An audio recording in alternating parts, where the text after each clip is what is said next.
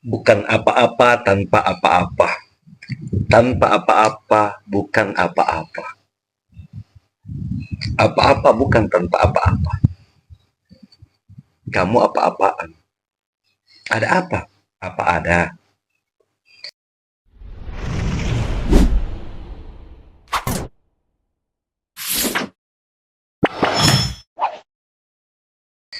Assalamualaikum warahmatullahi wabarakatuh. Salam sejahtera untuk kita semua, bosku. Ada yang heboh nih. Apa tuh? Di tengah maraknya kasus Tom Lembong yang ditangkap atas dugaan korupsi 400 miliar. Kok tiba-tiba Pak Prabowo ini berkunjung ke Solo, temui Pak Jokowi. Jiwa kepo ke meronta-ronta, guys. Ya, ada dua yang akhir-akhir ini yang lagi viral di media. Kasus Tom Lembong dan juga Menteri HAM, Natalius Pigai. Di mana netizen-netizen ada yang menganggap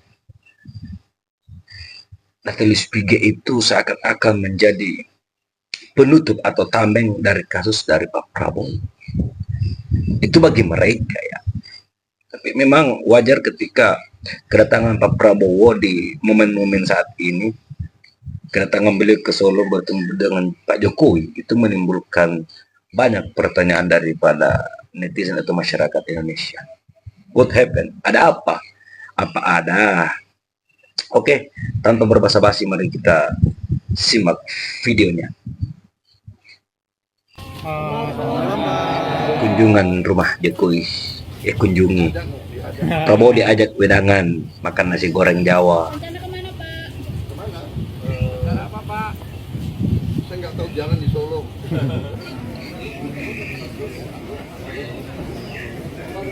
Agak geser sini, agak geser. Kiri please. Ini mode serius guys ya, bukan kocak. Kenapa Presiden Prabowo manggut-manggut ketika bertemu? Entahlah, Mantan Presiden Jokowi, apakah sedang menerima instruksi? entahlah. Atau lagi membahas tentang Gibran, Zulhas, Airlangga yang dikait-kaitkan dengan kasus Tom Lembong? Mari kita nantikan Boleh jadi, kejutannya. boleh jadi. Kita kan nggak tahu. Ini tanggapan Presiden atau sehat nih. Ketika kemarin mengunjungi Pak Jokowi Solo, dan kepada wartawan itu Pak Prabowo menyatakan mereka tidak bicara politik tapi bicara ini dan itu. Apa ini dan itunya itu kira-kira? Ya, pada akhirnya orang bertanya, dan pertanyaan itu sangat politis. Apa yang dibicarakan oleh Pak Prabowo dengan Pak Jokowi di Solo Apa ya? kemarin? Atau bahkan lebih dalam lagi, untuk apa Pak Prabowo masih, kata masih harus diterangkan di situ, pergi ke Jokowi di Solo, mengunjungi mantan presiden. Ini satu isu yang bisa membuat publik bertanya kembali tentang hubungan antara Prabowo dan Jokowi di dalam kondisi tumbuhnya atau merebaknya isu-isu yang hari-hari ini mendebarkan publik. Satu misalnya temuan hampir 1 triliun rupiah di rumah seorang pejabat Mahkamah Agung. Lalu kasus Tom Lembong yang kemudian jadi isu internasional bahkan. Jadi kalau kita coba untuk mengkonstruksikan pertemuan itu, tidak mungkin hanya sekedar kata Pak Prabowo ya cuman bicara-bicara. Ya tidak mungkin lah. Dan bicara ini bicara itu. Justru di dalam kalimat itu, bicara ini bicara itu, tersembunyi atau bahkan disembunyikan sesuatu yang sebetulnya substansial, yaitu arah negara ini, arah pemberantasan korupsi, arah hubungan antara Prabowo dengan Gibran yang sampai sekarang tidak menjadi mulus karena desakan dari masyarakat sipil untuk terus mempersoalkan status dari wakil presiden. Kita hanya boleh menduga itu secara, sering saya pakai istilah hermeneutic of suspicion, menduga dengan mencurigai karena ada kuriositas itu. Sebentar lagi kita lihat bagaimana keadaan kepemimpinan wakil presiden ketika diserahkan tugas oleh Pak Prabowo karena beliau akan pergi ke luar negeri mungkin 2-3 minggu untuk menghebohkan dunia misalnya dengan kabinet yang baru. Jadi sekali lagi hanya satu kemungkinan, yaitu ada hal strategis yang pasti dibicarakan oleh Pak Prabowo dengan Pak Gibran, dengan Pak Jokowi, atau sebaliknya urusan Gibran inilah yang menjadi inti kunjungan Pak Prabowo ke Pak Jokowi. Dan itu artinya atau itu menunjukkan bahwa ada urgensi untuk sebut saja memastikan bahwa bagi Pak Jokowi bahwa tidak akan ada gejolak politik, terutama kalau Pak Prabowo lagi di luar negeri. Tidak akan ada gejolak politik kalau kasus-kasus Tom Lembong misalnya dibuka lebih jauh atau akhirnya dicurigai sebagai proyek politik untuk balas dendam dari Jokowi. Tidak akan ada keguncangan politik kalau uang 100 triliun yang 1 triliun yang ditemukan oleh jaksa itu mulai diusut asal-usulnya tuh. Jadi sekali lagi kondisi pertemuan Pak Prabowo dan Pak Jokowi tetap menimbulkan sensasi dan sekaligus kuriositas politik.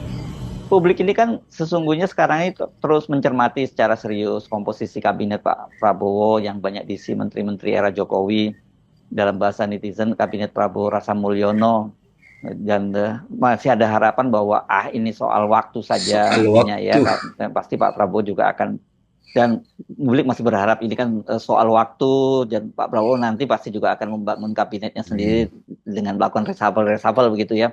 Jadi tidak berlebihan kalau publik kemudian bertanya-tanya, bahkan khawatir ketika melihat Pak Prabowo kok masih sowan ke Pak Jokowi.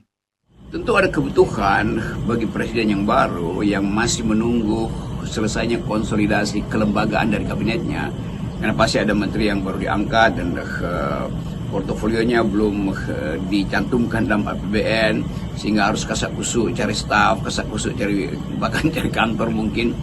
Dan yang lebih penting adalah orang menunggu kekompakan dari kabinet di dalam bentuk mengucapkan paradigma kabinet setelah pertemuan intelektual di Hambalang dan pertemuan fisik mental di Magelang.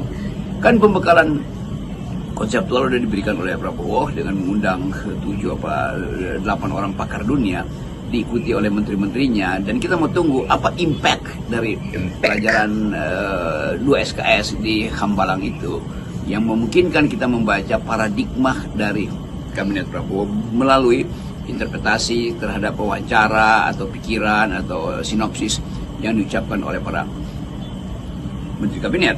Yang baru terlihat heboh memang adalah saudara Menteri Hak Asasi Manusia Natalius Pigai yang mendominasi pembicaraan publik hari ini.